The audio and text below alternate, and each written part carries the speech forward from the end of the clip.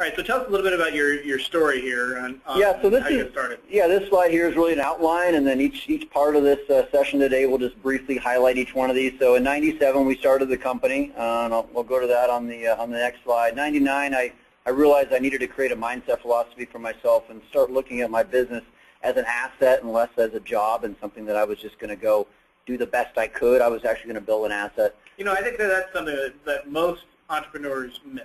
Okay. I mean, I think most entrepreneurs never get to that point where they look at their business as an asset.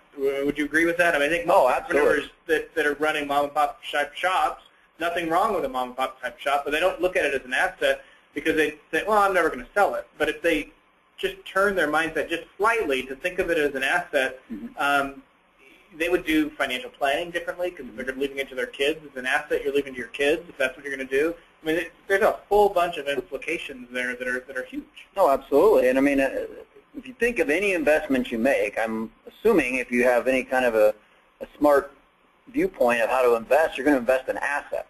So if it's a stock, if it's property, if it's any kind of jewelry, even something that's an asset, something's going to appreciate over time. Absolutely, Dave, to your point, 99%, I don't say that lightly, 99% of the entrepreneur businesses I meet are not assets. They're not going to be worth more 5 years from now than they are today.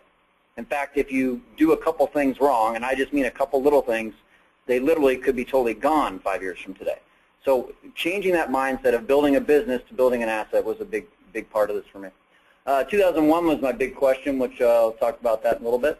02 was the transition, which is really, for those of you who end up getting the book, it's about half of the book is the transition, and that is step by step how to transition yourself out of working in and on the business, which a lot of people have heard that before, to becoming a passive investor in your own business, which is the whole guide of this, the whole goal of this book. 04 was the position. I started to realize that I need to position my company as though it could be sold at any time. This doesn't mean for a lot of the entrepreneurs I talk to, they don't want to sell their business. That's fine.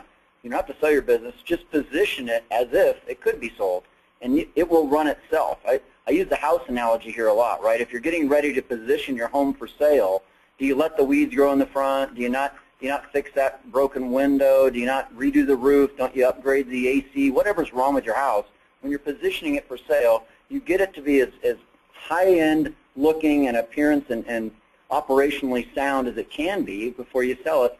And then lastly, 07, I sold the business in December 2007. We won't spend a lot of time on that today, but that's part of the story.